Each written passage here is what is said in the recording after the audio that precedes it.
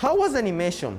And which studio is responsible? Is the movie canon and worth watching? In Nanatsu No Taizai's timeline, when does the movie take place? Where can you watch the movie? Are there any torrents? Was there any post-credit scenes? I'm gonna answer you those questions and more in this spoiler-free review. Today is the opening of Cursed by Light in Japan, which is the second Seven Deadly Sins movie. I just watched it and I'm super excited to talk about it because the movie was extraordinary. I'm super excited to start with the review, so let's start right now. What's the movie Cursed by Light? This is the second Seven Deadly Sins movie, and it was written by Nakaba Suzuki, the original author of Nanatsu No Taizai. I will talk more about this in a second, but this movie gives an expanded ending to the story.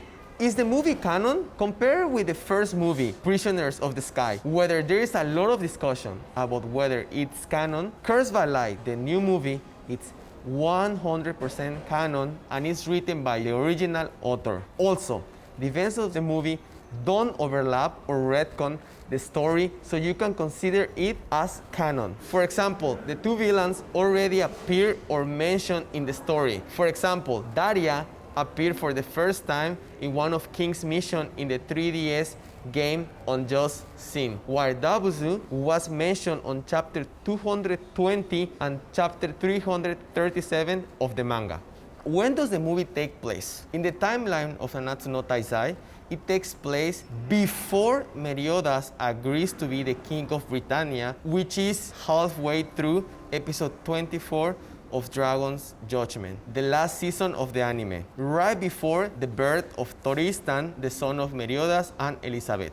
Is the movie worth watching? Yes, the movie is worth watching and it was extraordinary. Remember that Seven Deadly Sins is a love story between Elizabeth and Meliodas, but as you can see in the trailer for the movie, it is heavily focused on the relationship between Meliodas and Cerdoris. That's what the movie is about. I think that the movie story was phenomenal, the soundtrack was magnificent, the battles were pretty cool, and the voice actors did an amazing job. As a fan of Seven Deadly Sins, the movie was a bit of an emotional roller coaster for me since it is the end of an anime that I love. I think that the movie is worth watching and a worthwhile addition to the story of Deadly Sins. I'm sure that you will love it too.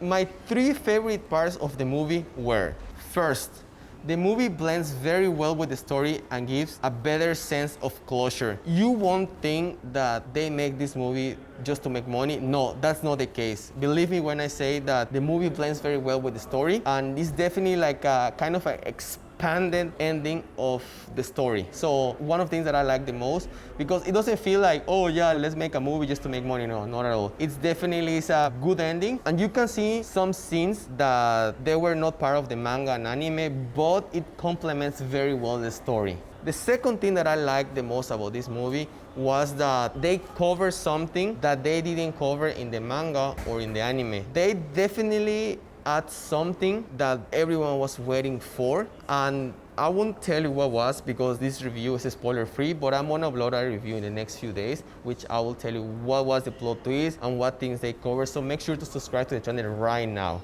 because I'm gonna upload the review with spoilers in the next few days. The plot twist was phenomenal, and one of the things that I enjoy the most about Nanatsu no Taizai is that it has a magnificent story with a lot of plot twists and with several emotional moments. Totally opposite of Kimetsu no Yaiba, where the story is below average and it doesn't have plot twists. But Nanatsu no Taizai has a lot of plot twists, and that's something that I love. Plot twists for me are the best thing. The third thing that I like most about the movie, and definitely my favorite part, was the movie addressed the relationship between Meliodas and Cerdoris. At the end of the manga and anime, we see that the relationship between them, they kind of fix their issues, but not completely. But in the movie, we see after everything that they went through, how they start becoming friends and the relationship as brothers improve. And also there was a really good character development from Cerdoris. So that's the thing that I probably like the most because it was emotional and also like it was quite interesting after everything that they went through, how they fixed their issues. I think that was my favorite part, definitely. And if you are a fan of Cerdoris and Meliodas, you will enjoy even most the movie because they were the heroes of this story. This story was actually, I feel that it was created to fix their issues as family. How was the animation? And I know that this is what everyone wants to know. To give you a bit of background, the first 2 seasons of Seven Deadly Sins were animated by A1 Pictures, which is the same studio as Sword Art Online. Then there was a change in the animation studio, so Studio Dean animated the last 2 seasons and this movie. Since the last 2 seasons of the anime, Wrath of Gods and Dragon's Judgment, had some very questionable animation, I know you want to know where the animation of the movie falls short of expectations. The animation of this movie is way better than the anime, but if you want to go for comparison, it's not as extraordinary as Shingeki no Kyojin, Sword Art Online, Fate Stay Night, or Kimetsu no Yaiba. But I think that the movie has a phenomenal animation and meets the standards, so you won't have any issue enjoying the animation. Also, the battles looks incredible. Is this the last adventure of Seven Deadly Sins? Yes and no. It is most likely to be the last adventure within the story named Seven Deadly Sins, but as you might know, there is a sequel called Four Horsemen of the Apocalypse, which focuses on Toristan, the son of Meliodas, and Elizabeth. So I'm sure that you will see Ban, Kingu, and the other members of Nanatsu No Taizai in the future. I'll talk more about Four Horsemen of the Apocalypse in an upcoming video where I'll do a review of this movie with spoilers, so don't forget to subscribe right now to the channel.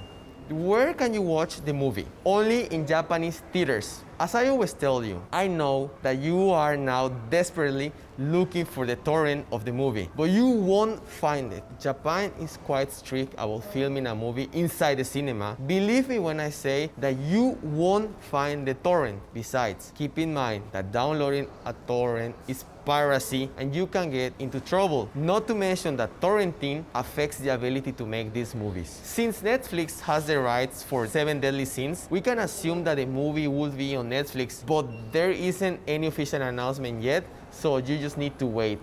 As tradition, every time that you come to the cinema to watch an anime movie, they give you a freebie. This time it was a special 160-page book with a lot of fantastic content, such as an interview with the author, etc. And also at the end of the book, there is the first chapter of the Four Horsemen of the Apocalypse.